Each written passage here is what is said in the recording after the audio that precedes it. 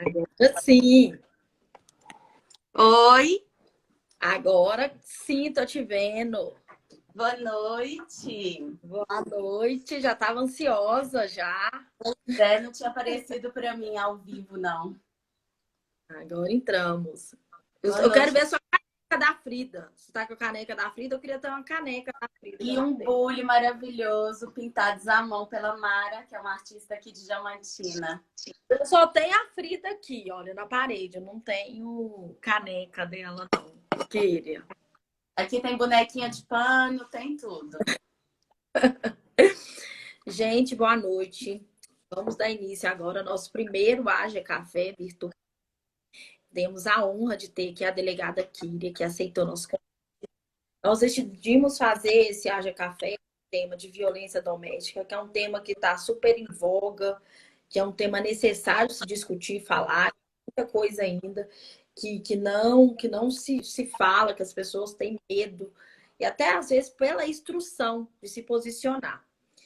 E para apresentar a nossa convidada de hoje, o nome dela é Kiri, ela é bacharel em Direito pelo UFMG, pós-graduada em Investigação Criminal e Direito de Defesa, especialista em atendimento policial de grupos vulneráveis, delegada titulada da Delegacia de Atendimento à Mulher Diamantina. E fã de Boa Frida noite. Kahlo, que eu tenho que adicionar isso. Nós organizamos algumas perguntas, rodamos alguns formulários no grupo da AJA durante a semana e fizemos também via o Instagram para receber alguns questionamentos.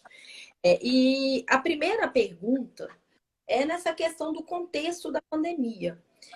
O ciclo da violência tem como ser quebrado?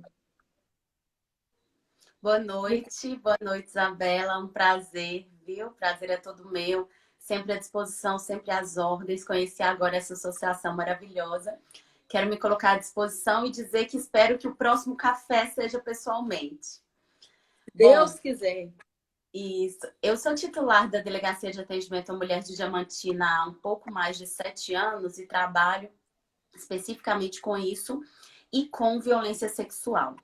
A gente tem que entender inicialmente, antes de responder a pergunta, que a violência doméstica e familiar contra a mulher, ela inevitavelmente tem um ciclo. Então, primeiro você tem um início de relacionamento que é romântico, e aí muitas vezes as pessoas, de modo pouco técnico, até perguntam: olha, mas como que o sujeito a agride, ela continua com ele, ela permanece? Precisamos entender que o relacionamento não começa com uma agressão. Ao contrário, a violência doméstica, ela tem por característica começar com um relacionamento em que a mulher se sente encantada com aquele sujeito que aparentemente é um sujeito que quer mantê-la segura, que quer cuidar de tudo dela, que quer cuidar dos familiares. Pouco tempo depois, quando ela passa a não corresponder mais ao que ele espera, em todos os níveis, em termos do que se vestir, de como se portar, que lugares frequentar, que pessoas ter como amigos, qual o limite para proximidade com familiares e com outros amigos. Quando essa mulher, de um modo ou de outro, não atende ao que ele quer ou ao que ele espera, inicia-se um ciclo de violência. E essa violência, inicialmente, ela é verbal, psicológica, e ela tem o objetivo de tentar voltar a mulher para aquilo que ele queria. Olha, não gosto que você use esmalte vermelho, não gosto que você corte o cabelo, não gosto que você frequente tais locais. Ela começa de modo muito sutil, inclusive revestida de uma aparência de proteção. E aí essa mulher tenta retornar para aquilo, espera retornar para voltar ao início do relacionamento com romance, um relacionamento em que o sujeito supostamente se preocupava com ela. Só que isso não vai ser possível. Porque, como é próprio de qualquer ser humano, nós vamos desagradar o outro com quem convivemos. E quando ela o desagradar novamente, aquela violência que inicialmente era verbal, consistia em xingamentos, humilhações, ela passa a ser ameaças. Então aí a gente começa com os famosos, se a gente se separar, eu vou tirar os filhos de você, eu vou te deixar sem nada, você não sabe do que eu sou capaz. Posteriormente, há um novo período de lua de mel, porque após um rompante, e nesse rompante, no nosso exemplo, ele estava ameaçando, Após esse rompante, ele pede desculpa, se arrepende, diz que está fazendo isso porque a ama demais, porque quer protegê-la, e aí ela o perdoa, só até a próxima agressão. E a próxima agressão, ela já não vai ser mais verbal. Provavelmente ela vai ser física. Porque a gente pensa no seguinte sentido: para aquele sujeito, a verbal não adiantou, porque a mulher vai vir novamente a desagradá-lo. E aí, quando vier, a gente vai começar com uma lesão leve, normalmente puxão de cabelo, tapa no rosto, empurrão. Novamente, ciclo, lua de mel, arrependimento, vitimização do agressor. O agressor se vitimiza. E essas lesões vão se tornando mais e mais graves no que a gente chama de progressividade da violência. Esse é o ciclo. E aí, a pergunta foi: esse ciclo pode ser quebrado? Não só pode, como deve ser quebrado. Mas ele só se quebra, pelo menos no nosso entendimento e experiência aqui jurídico-penal, ele só quebra com o término do relacionamento. E nesse momento, o término do relacionamento de modo consensual já não é possível.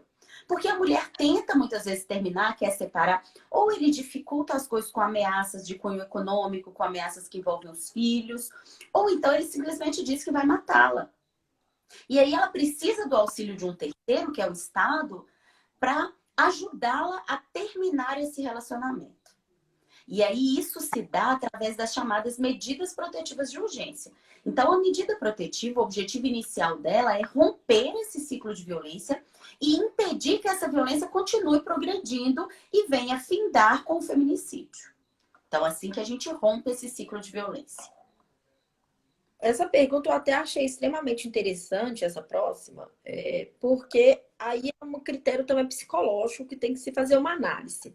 Homens que já são violentos, que cometem a violência contra a mulher, eles aumentam essa violência na pandemia ou a violência tem origem no confinamento pela situação de pressão e fatores que intensificam?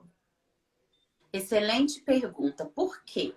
Eu tenho visto reportagens, pronunciamentos de toda ordem que pegam o aumento dos casos de violência doméstica e familiar contra a mulher na pandemia e colocam o fundamento, a culpa disso no isolamento e na própria pandemia. Isso não é verdade. A pandemia não está criando situações de violência contra a mulher, assim como o álcool não cria, nem as drogas. A violência, ela simplesmente aumenta esse ciclo que eu mencionei aqui, que é um ciclo que começa com a violência verbal, psicológica e chega na violência física, ele demora um pouco para acontecer. Vivendo uma situação de isolamento, em que as partes estão muito mais tempo juntas, a possibilidade de conflito, a possibilidade de desacordo é muito maior, esse ciclo, ele tem a sua progressão adiantada. Então, ou seja, se talvez o período de lua de mel pós primeira agressão ia ser um pouco mais longo e depois é que viria uma segunda agressão, isso adianta. Ou uma mulher que há muito tempo está vivendo só com violência psicológica passa a ter que suportar uma violência física. Então, são situações de relacionamentos que já são abusivos por si próprios. Mesmo que ainda não tenha havido ainda uma violência física, esses relacionamentos cuja proteção tem sido pedida num contexto de pandemia, eles já são abusivos.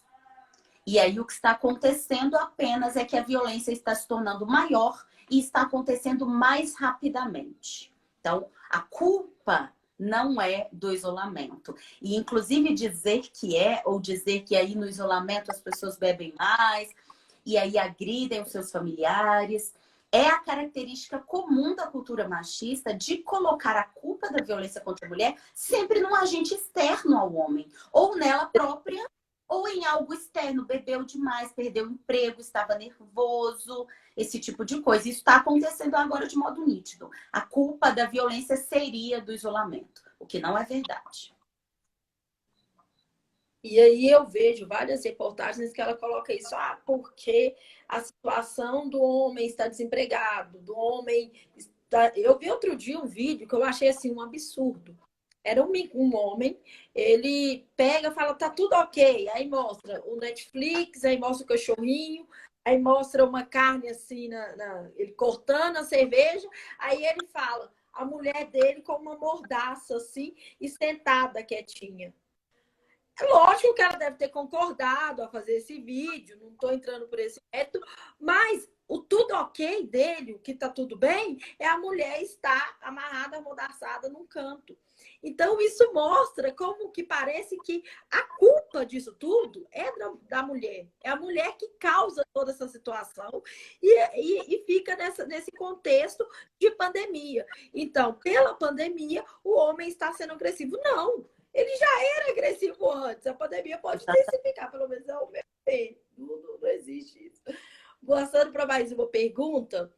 Existe impacto em relação à raça e classe social na violência contra a mulher? Total. A violência contra a mulher, ela tem todas as características, aqui eu vou falar usando o termo de modo pejorativo, ela tem todas as características democráticas. Porque a violência contra a mulher, ela acontece do mesmíssimo modo em condomínios fechados e em favelas. Ela acontece do mesmo modo com mulheres que têm curso superior, que têm experiência acadêmica, que vêm de famílias que nunca sofreram com nenhum tipo de pressão econômica. Acontece do mesmo modo com todas as mulheres de qualquer nível social. E as mulheres negras sofrem quase o dobro de violência mais do que as mulheres brancas. Peraí, mas você não disse que era democrático? Como eu disse, é o reflexo da nossa democracia. Democracia que ainda finge ter uma igualdade racial que nunca existiu e não existe. Então, a violência contra a mulher, ela é reflexo da nossa própria realidade. Desse preconceito que está presente em todos os âmbitos da vida das pessoas que sofrem algum preconceito por conta da cor da pele ou etnia. E na violência contra a mulher não é diferente. Então, não há como falar de violência contra a mulher sem falar de racismo. Eu até li hoje uma reportagem que eu achei interessantíssima, porque ele coloca que hoje no Brasil tem aproximadamente 7 milhões de domésticas. E a grande maioria dessas domésticas são mulheres negras. E mulheres negras que, por essa situação da pandemia, estão tendo que ficar em casa. E aumentando essa questão do ciclo da violência que você falou na primeira pergunta. E outro detalhe também que é extremamente importante, isso inclusive é do IBGE, 47,8% de mulheres negras têm trabalho informal. Então, elas estão sem trabalho, que é a classe que está sofrendo, e à mercê de um companheiro, namorado, marido, financeiramente. O que prejudica mais a questão da denúncia, porque ela está condicionada financeira ao companheiro. Então, só para trazendo, para somar na sua resposta. A violência sexual é o dobro, tá? Para juntar aí nos dados. A violência sexual contra a mulher negra, ela é o dobro da violência contra a mulher branca. Absurdo. Qual é a avaliação sobre a efetividade da luta contra a violência doméstica no Brasil? Olha, como toda luta que envolve direitos de minorias, que envolvem direitos de grupo desde sempre marginalizados e colocados como submissos, é uma luta cujas conquistas sempre ocorrem tardiamente. Então, às vezes, a gente vai falar sobre a Lei Maria da Penha, por exemplo, em 2006.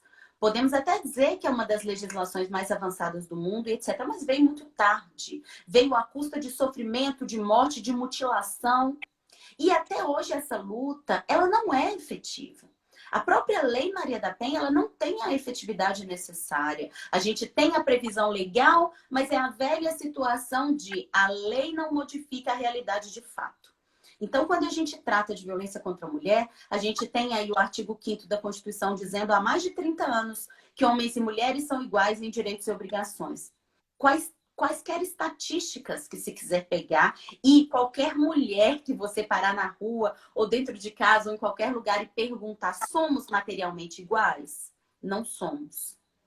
E o impacto disso é tão grande que eu vejo meninas, quando a gente vai em escolas, dar palestras, falar sobre feminismo, violência de gênero, eu tenho o hábito de perguntar para essas meninas de 13, 14 anos se elas se consideram iguais aos colegas de classe. Nunca ouvi uma resposta positiva.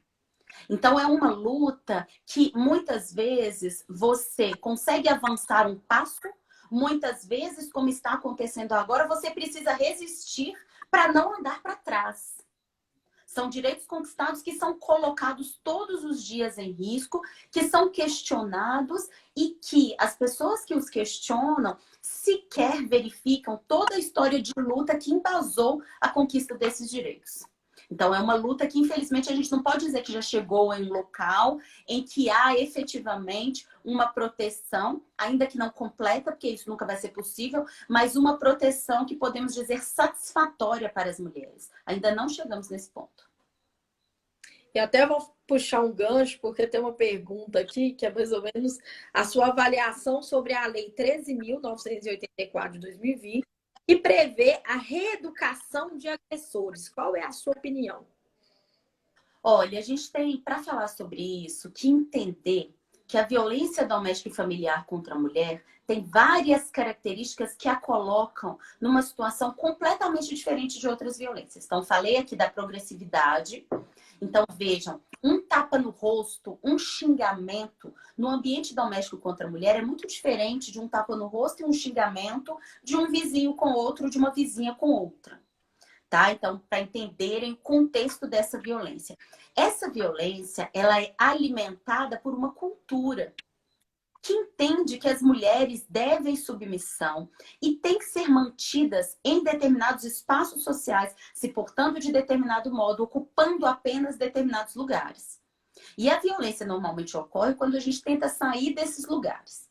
E onde é que o homem está nisso tudo? A gente pode dizer que o homem também é vítima da cultura machista. Ele é vítima da cultura machista, principalmente se não for branco nem heterossexual. Mas mesmo os que têm essas características são vítimas no sentido de que ele tem que se portar como sujeito que entende aquela mulher como submissa. Então, você mencionou aí no início do vídeo o que a gente chama de microsistemas de poder que contribuem para essa cultura, que é esse tipo de piadinha, como o vídeo que você mencionou aí, que as pessoas acham que não tem reflexo em nada. Continuar fazendo piadas machistas, continuar entendendo que o lugar da mulher é na cozinha, é pilotando um fogão. Então, são microsistemas que contribuem para essa cultura. E o homem, ele também é fruto dessa cultura quando nós dizemos a ele o tempo todo que ele tem que ser o forte, que ele tem que ser o provedor, que ele tem que se manter desse modo. Isso num homem adulto, eu vejo, infelizmente, com muita desesperança a possibilidade de se modificar. Mas isso em crianças e em adolescentes é imprescindível. A gente tem, inclusive, 2 documentários que estão disponíveis no Netflix. Um chama O Silêncio dos Homens e o outro chama A Máscara que Você Vive, que são imprescindíveis para entender isso, mostrando como essa cultura machista ela também é cruel com os homens. Mas primeiro eles precisam entender isso para tentar mudar. Então, qual é o problema que eu vejo? Agora eu falo da minha experiência como delegada, não apenas da teoria, porque em teoria, já que aquele sujeito não vai ficar preso para sempre, já que em algum momento ele vai retornar para a sociedade, seria interessante que sim, ele passasse por seja um tratamento, seja uma educação para readequação social. Mas nós sabemos de todas as dificuldades que isso envolve no ambiente carcerário e etc. A tentativa é muito válida, mas eu ainda não consegui ver soluções efetivas. Eu não vejo isso com efetividade para que o sujeito não pratique mais violência doméstica. E volto a dizer, não por culpa dele próprio, mas porque a sociedade o ratifica o tempo todo. Aqui, como eu trabalho numa cidade pequena, que a gente tem contato de um modo ou de outro com os casos que aportaram na delegacia anteriormente, o que eu vejo é a mulher é culpabilizada, o sujeito muitas vezes fica preso, paga por aquele crime. Quando ele sai, ele continua tratando as demais namoradas, ou se o relacionamento retornar, do mesmo modo. Ele não mudou nada, ele continua entendendo que a culpada é ela, porque é isso que eles entendem. Outra peculiaridade do agressor doméstico, diferente de sujeitos que praticam outros crimes, como tráfico, homicídio, inclusive, que o sujeito entende que ele praticou algo que vai ser punido. O agressor doméstico, não. Então, mudar essa mentalidade é um desafio. Aqui em Diamantina foi instituído já um grupo de trabalho, de modo pioneiro, pela atual titular da Vara de Violência Doméstica, pela promotora também responsável. Já selecionaram os sujeitos que vão ser o que nós chamamos como se fossem os educadores, né? Que vão, na verdade, construir aquilo ali. E espero que dê certo, mas eu ainda não tenho isso como uma experiência positiva a ponto de diminuir a violência. Não tenho como experiência que conheço, mas já vi dados sobre isso. Mas lembrando que isso, dissociado de uma tentativa de modificação cultural que envolva as próximas gerações, não vai resolver. Só tentar mudar a mentalidade daquele homem. E é até interessante porque a superintendente das Mulheres das Gerais, que é a Ermelinda, que eu conheci em Diamantina, trabalhou na implementação da Casa Sempre Viva em Belo Horizonte. Ela me falou algo interessante sobre isso. Ela me falou assim, veja, quando a gente trabalha com mulheres vítimas, nós queremos empoderá-las. Então, você quer mostrar para elas que elas têm poder sobre a própria vida. Quando você trabalha com sujeitos agressores, você quer destituí-los de poder. Isso é muito mais difícil de ser feito do que você atribuir poder a alguém. E para isso ser feito, para começo de conversa, inclusive aqui em Diamantina, ninguém da estrutura jurídico-penal lida diretamente com eles, porque eles sequer, nesse momento, nos darão legitimidade para tentar fazê-los mudar de ideia. Se eu trabalho com isso na condição de alguém que quer puni-los, não poderia ser eu, por exemplo, para chegar lá e falar para eles sobre machismo. Normalmente o que eles orientam é que tem que ser homem, alguém com quem eles se identificam, isso para começar a conseguir uma legitimidade de escuta. Então não é um trabalho simples. Interessante essa visão. Eu vou até mudar, vou colocar uma pergunta agora para a gente pegar um gancho. Existe subnotificação em relação à violência contra a mulher, mesmo nos dias atuais, que tem todas as possibilidades de denúncia? Não existe exagero por parte da grande mídia? Só existe subnotificação. A resposta é essa. Lembrando ainda que por violência contra a mulher, eu estou falando também de violência sexual. A violência sexual, para vocês terem uma ideia, aqui na nossa região, mais de 89% dela é doméstica. No país todo, mais de 60% da violência sexual que as mulheres sofrem é doméstica. Então, vamos falar de subnotificação de violência contra a mulher, lembrando muito da violência sexual e de todos os tabus que envolvem a violência sexual e ainda mais a violência sexual marital. Então, vejam, a mulher, ela não denuncia, não é simplesmente porque ela não tem acesso a esse serviço. O nosso primeiro papel é conceder esse acesso. E esse acesso, mesmo aqui na nossa região, que nós temos, né, uma delegacia especializada de atendimento à mulher, eu vou exemplificar para vocês. Aqui nós temos 11 distritos, uma zona rural muito grande. O nosso distrito, que fica mais longe aqui, que inclusive é uma comunidade quilombola, fica a 40 quilômetros da sede diamantina. E esses 40 quilômetros são de estrada de terra e tem ônibus 2 vezes por dia. Um de manhã e um à tarde, apenas. Eu já conheci adolescentes lá que nunca vieram na sede. Eles tratam a cidade de Diamantina como se fosse algo distante. Nunca fui na cidade. Tamanha desigualdade, tamanha dificuldade. Então, vejam, a mulher que vive numa sociedade dessa, como eu disse, se você olhar no mapa, você vai ver que ela é provida pelo serviço de atendimento à mulher, inclusive de modo especializado, que daqui para cima no vale, dificilmente você vai encontrar. Mas ainda assim ela tem dificuldade. Não é simples comparecer em uma delegacia, não é simples, principalmente em Minas, como eu disse, vendo toda a zona rural que nos envolve. Mas agora eu estou falando de questões do acesso ao serviço, que é a primeira coisa que a gente tem que tentar implementar e que ainda não existe. Agora, mesmo tendo acesso ao serviço, existem todas as milhares de dificuldades e barreiras que envolvem uma mulher procurar proteção. Não é simples. Não é simples você pensar sobre posso sair de casa, tenho condição econômica para me manter até que haja divisão de bens? aqui falando para jovens advogados, por mais que a gente pense, as pessoas muitas vezes pensam, e isso até faz com que várias mulheres desistam, as pessoas pensam que é simples. Convivemos juntos, então isso vai ser meu. Ele tem condição de me pagar uma pensão porque vou ficar com os filhos, ou pelo menos até que eu possa me reinserir no mercado de trabalho e tal. Vejo mulheres esperando 6 meses, 8 meses, sem renda nenhuma. E o direito dela está patente ali. Entendeu? Não se questiona isso. Mas a demora é muito grande. Então não é simples. Você não sai de casa hoje tendo como se manter. Então a gente tem essa barreira social e econômica, mesmo para quem tem uma condição econômica favorável. O casal tem uma condição econômica favorável. Mas não significa que essa divisão vai ocorrer no mesmo momento que a mulher sai de casa. Se não tiver acordo, ela tem que arrumar outro meio de se manter. Outra dificuldade que a gente ainda encontra, a dificuldade cultural. Falei aqui que o que alimenta a violência contra a mulher o tempo todo, o que ratifica essas condutas masculinas, é a cultura da violência.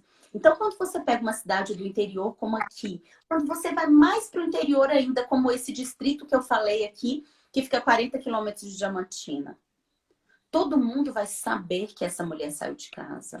Ela não vai ter o apoio de praticamente ninguém. Algumas não têm o apoio da própria família. E você vai continuar vivendo naquela comunidade. Não é simples. Muitas vezes nós que ocupamos esse nosso espaço de privilégio, né, de mulheres com ainda que um mínimo conhecimento acadêmico, ocupando um espaço e tendo um trabalho que nos permite nos manter, muitas vezes a gente pensa que é simples. Poderia dizer, ela deveria se mudar do distrito, então, para não sofrer com esse tipo de preconceito. E é simples. Para uma mulher semi-analfabeta, que foi criada ali trabalhando na terra o tempo todo, vir para cá e tentar se manter. E eu não estou falando de capital, eu estou falando de Diamantina. Do mesmo modo, para uma mulher sair daqui da noite para o dia e tentar a vida em outro local, não é simples. Lembrando que toda situação de violência contra a mulher envolve uma estrutura psicológica que já está abalada. Uma estrutura psicológica que tenta fazer com que você se boicote o tempo todo, que você volte atrás, que você diga, não, é mais cômodo eu continuar como está, porque a luta é muito difícil. Não é simples. Não é simplesmente ir à delegacia e pedir a medida protetiva. Então, isso tudo envolve subnotificação, envolve as mulheres que sofreram violência doméstica a vida inteira e talvez vão continuar sofrendo por questões como essas que eu mencionei. E outras que podem até entrar nas notificações, mas vão pedir a medida protetiva e desistir no meio do processo. Porque, como eu disse, não é um processo simples, não é um processo fácil e é um processo que a gente ainda luta para que seja pelo menos efetivo. Uma dúvida até minha, pegando um gancho desse tema, que eu acho que é um tema que gera muito constrangimento. Eu acho que esse é o tema. Em relação a você se reconhecer ou você ter a consciência do estupro marital, que é um tema que está caminhando a pequenos passos aqui do Brasil. Porque às vezes você sofre violência, mas você não se reconhece como vítima de violência. Você acha que é uma obrigação manter relação sexual com seu marido. Você acha que é normal o seu marido te humilhar, colocar numa situação vexaminosa. Você acha que é normal ele chegar, dar um tapa na sua cara. Então, como essa questão, isso até é uma dúvida minha, em relação a esse reconhecimento, essa questão psicológica de você se reconhecer como vítima? Primeira coisa, a gente tem que lembrar, em violência contra a mulher, essa característica que eu disse de destruição da saúde psicológica e que coloca essa mulher como supostamente culpada pelos episódios de violência que ela vive, acontece com todas as violências. A violência física é justificada por ela e pela própria sociedade. Muitas vezes ela está na delegacia com hematomas. E aí fica complicado de você dizer que nada aconteceu, né? E aí ela diz, não, eu estou com esses hematomas, mas ele está nervoso. Com aquelas justificativas que vimos, bebeu, perdeu o emprego, o que seja. E sabemos que aquilo ali não se iniciou com esse soco no olho, por assim dizer. Mas o que eu quero mostrar é, ela se justifica, ela não está justificando só para mim, ela está justificando para ela mesma. Então, mesmo com uma violência que é visível, ela tem dificuldade de entender que foi simplesmente vítima de uma violência. Não interessa o que você disse ou o que você fez, nada vai justificar essa conduta. Ela tem toda a dificuldade de se enxergar como vítima. Agora, você coloca essa dificuldade num tema que, como eu disse, ainda é tabu. Numa sociedade machista que ainda naturaliza a infidelidade masculina o tempo todo, não estou dizendo que todo relacionamento tem que ter o contrato de fidelidade, né? Mas a gente vive uma sociedade em que a maioria ainda tem. Só que a infidelidade masculina ela é naturalizada. Então as mulheres, de um modo ou de outro, ainda vivem sob a pressão de ele não pode me trair, ele não deve me trair. Se ele fizer isso, a culpa é minha. E aí, justificadas por isso, elas passam a pensar que a vontade sexual, o ímpeto sexual que seja masculino, a sociedade nos cria pensando que ele é maior, que ele é incontrolável e que você tem que ceder o tempo todo. Então, em todo esse contexto, é extremamente difícil para ela se colocar como vítima. É melhor deixar para lá, é muito constrangedor. Falar do soco no olho é constrangedor. Imagina falar de uma situação de violência sexual que ocorre cotidianamente e ela simplesmente pratica para motivos. E isso, como a Maria, quem acompanhou nossa querida Maria aí, na última live que eu fiz com ela falou sobre esse tema. Isso, não tem nenhuma mulher que vá dizer, tipo de amigas, que seja, como eu disse, mais simples ou da alta sociedade. Todas dizem a mesma coisa. Cedem para não encher o saco, cedem para evitar briga, cedem para que ele não procure outra. Então, esse consentimento aí, ele precisa trabalhado e a reflexão sobre ele, como eu disse, tem que vir também desde o início dessa nova geração. Porque na nossa geração, para você conseguir romper com isso, eu percebo que é dificílimo. Como eu disse, mesmo com hematoma, ela não enxerga a violência. Uma violência sexual, então, que não vai deixar marcas, ao menos não marcas físicas, ela não enxerga. E existe outra situação ainda. A dificuldade de todo o processo judicial que envolve uma violência sexual. Novamente, reflexo da cultura machista. O que eu mais vejo mas aqui não tem nada, só tem a palavra dela contra a palavra dele. Vejam, normalmente as pessoas não têm espectadores na relação sexual.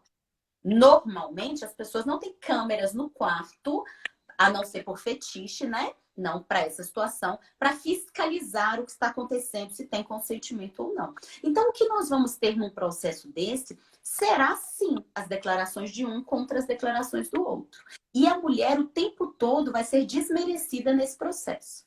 O tempo todo ela vai ouvir, mas é você falando, você contra ele. Quem é que vai provar se ela consentiu ou não?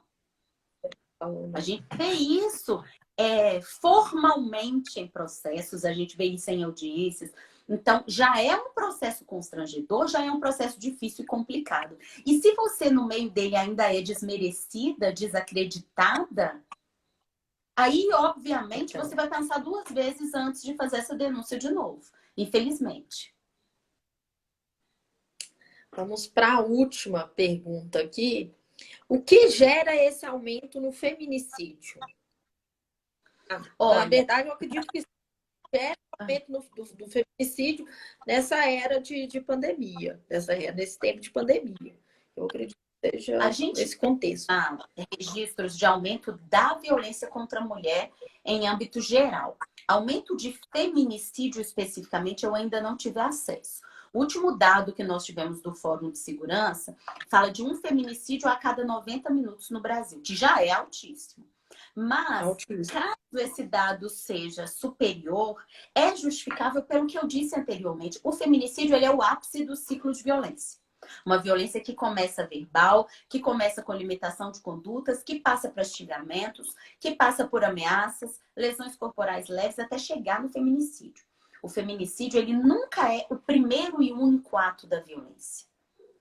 Então, se esse ciclo ele está progredindo mais rápido em função do isolamento e da pandemia, como eu mencionei anteriormente, nós vamos chegar no ápice dele, inevitavelmente, de modo mais rápido.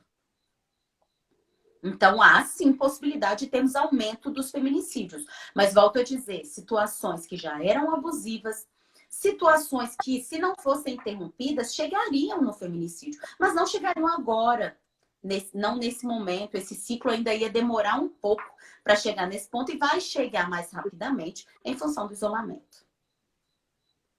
Eu separei algumas frases aqui, Kíria, que são até de um projeto de mestrado, frases que são ditas diariamente, inclusive na mídia, por políticos. Ele te bateu porque gosta de você. O uso do termo crime passional, mas ela deve ter feito alguma coisa para que isso acontecesse. Falar que há mulheres que gostam de apanhar. Alimentar o mito de que ciúme é prova de amor. Se for melhor, talvez ele mude. Se você for melhor, talvez ele mude. Isso você deve ouvir diariamente aí na vida, aí na delegacia. Ou isso está mudando? O que você acha? Qual que é a sua opinião? Não, volto a dizer, são questões que alimentam o microsistema, que as pessoas acham que é bobagem, que não tem nada a ver, que sempre foi assim. O sempre foi assim, eu gosto sempre de responder o seguinte: sempre foi assim e tá bom. Vivemos em uma sociedade ideal? Que, inclusive, se vivemos, não seria necessário nem a minha presença numa delegacia especializada, né? Então, o sempre foi assim, que normalmente é justificativa para tudo, para se dizer que não se pode questionar e tentar mudar certas coisas, mostra que essas piadinhas, esses comentários, eles estão inseridos em todos os microsistemas de poder e vão se tornando um poder cada vez maior até amanhã justificar a conduta do sujeito que dá 14 facadas na ex-companheira. O que nós temos que pensar, eu gosto sempre de fazer essa reflexão, é o seguinte. Quando você colocou aí sobre a mulher que sofre um estupro marital, é se entender na condição de vítima para buscar auxílio. Vamos falar, como eu disse, de uma violência mais visível, a violência física. Veja o seguinte ciclo. Uma mulher que está andando na rua ali agora é derrubada por um indivíduo desconhecido. Esse indivíduo subtrai sua bolsa e ainda lhe dá um chute nas costas. Ela fica com um hematoma nas costas. Imediatamente ela chama uma pessoa ali, um vizinho. O vizinho a acode, chama a polícia militar, vão todos para a delegacia. E se chegar lá, tiver 10 pessoas e ainda forem atendidas por mais 3 pessoas, todas essas pessoas vão considerar essa mulher vítima. Todas vão se indignar e dizer: precisa prender esse sujeito. Onde está esse sujeito? Se precisar da minha ajuda, eu vou testemunhar sim, né? Todo mundo se indigna. Ninguém questiona que ela foi vítima de um crime patrimonial com reflexos na integridade física. Mas se uma dentro da sua toma nas costas dizendo: meu marido me jogou no chão e me chutou e falou que vai me matar. Ela vai ter dificuldade de encontrar um vizinho que acredite nela e a identifique como vítima e chame a polícia militar. Talvez as próprias instituições que ela procurar, ela também vai sofrer esse tipo de julgamento. Peraí, mas ele te deu um chute nas costas, por quê? Teve alguma discussão anterior? Algo desagradou ele hoje? Alguma coisa que você fez? Os filhos? E aí, todas essas 10 pessoas que eu mencionei aqui, que pudessem estar com ela na delegacia do mesmo modo que nesse roubo anterior, ela vai ouvir de todas questionamentos sobre se ela é ou não vítima daquele fato. Então, isso acontece o tempo todo, o que a gente chama de processo, que a gente chama de revitimização na violência contra a mulher no ambiente familiar. Você é vítima daquele tipo penal ali, da lesão corporal. Depois você é vítima de novo quando procura instituições do Estado que tentam desacreditar o que você diz. Você é vítima de novo quando a própria sociedade tenta te desacreditar e tenta fazer com que todos entendam que ele é vítima e não você. Ou que aquilo é um fato isolado e não vai se repetir, ou que há fundamentos, explicações e justificativas para aquilo. Basta você perdoar, vocês podem se resolver dentro de casa. Então, são questões que a gente vê todos os dias. Todas as frases que você leu aí, você me perguntou, você entende que algo mudou? Não mudou. Não mudou. E os índices de violência não vão diminuir e não vão se modificar enquanto a gente não pensar em modificar essa cultura, que depende de todos nós que somos criados num ambiente machista, nos reconhecer machistas. Essa semana eu discutia com a minha equipe, né, conversando uma situação que aconteceu aqui na polícia, que gerou muita repercussão, e eu disse o seguinte, aí uma colega da equipe falou, nossa, eu acho que eu tô sendo machista nesse comentário. Aí eu disse, todos nós somos machistas. A primeira questão é reconhecer. Depois que reconhecemos, vamos fiscalizar as nossas condutas e vamos tentar não alimentar esses microsistemas.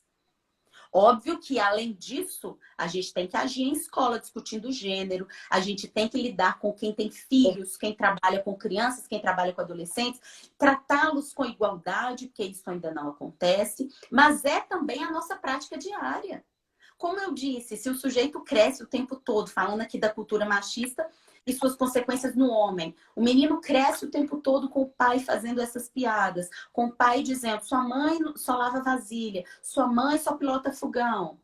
Quando ele tiver o primeiro relacionamento, se for heterossexual, quando tiver o primeiro relacionamento com uma mulher, vocês acham que ele vai tratá-la com igualdade? Não. Entendendo, por exemplo, que eles devem, no mínimo, dividir as tarefas domésticas? Claro que não. E eu tenho falado muito isso para as mães, né? Inclusive, nós temos, às vezes, muitas mães feministas que não refletem sobre a criação que dão aos filhos. E quando resolvem refletir, muitas vezes me falam, Kira, eu estava criando meu filho desse modo, a vida inteira fiz isso, aí que eu fui perceber. Então, vejam, são temas que ainda estão aí, que em minha visão não houve modificação nenhuma nessa cultura de 2006 para cá.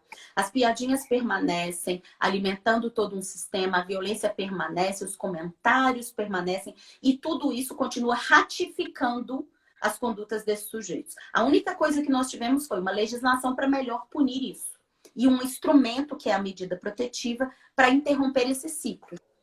Tentamos, o que fazemos aqui em Diamantina, humanizar atendimento, fazer com que essa mulher se sinta mais à vontade no ambiente policial e com isso tenha confiança em denunciar.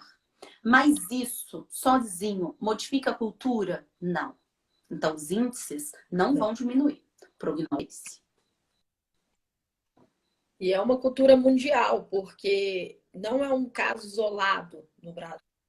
É uma questão que começou-se primeiro, o primeiro observatório do aumento da violência foi na China, de onde surgiu a questão do Covid-19, a pandemia, já se notou-se um aumento na violência contra a mulher. Então, não é uma situação do Brasil, é uma cultura mundial. E isso se muda, inclusive, até o próprio Ministério da Mulher admitiu-se o aumento da violência, criando um canal de atendimento. Então, é um tema que a gente tem que debater e a mudança da cultura começa, igual você disse, você expondo, você se comprometendo a ler, a estudar, a mudar-se a cultura. Então, é desse tipo de atitude, de se debater, de se trazer, de se perguntar, de se questionar, que a gente faz essa alteração. Eu queria te agradecer pelo tempo, ter aceito o convite. Toda vez que eu te convido, você aceita prontamente. Falar que eu estou com saudade de ir para Diamantina e beber com Pois você. é. Espero que Espero que tudo isso passar, por favor. Para questões formais e informais, Isabela, te espero. E falar em relação à sua delegacia, que eu tive a oportunidade de ir visitar em outro contexto, e vejo que para mim, sempre, toda vez que eu vou em algum evento, eu levo seu nome, porque para mim é um modelo a ser seguido. De atendimento, de prestação jurisdicional, porque você sente um ambiente totalmente diferenciado. E é o primeiro passo para você promover essa denúncia, a confiança e a seriedade. Então, muito obrigada por ter aceitado. Espero agora um próximo café virtual, um próximo café presencial, sem ser virtual, tá? Com a caneca da Frida. Gente, muito obrigada, sempre à disposição de todos. Se alguém tiver alguma dúvida, estou à disposição aí via direct também. A Isabela tem todos os meus contatos. E passando por Diamantina, pós-pandemia, nos procure, todo mundo sabe onde funciona a delegacia. Venham conhecer nosso espaço, conhecer nosso trabalho. Isabela, eu tô te esperando aqui, viu? Obrigada, viu, querida? Um Beijo. beijo.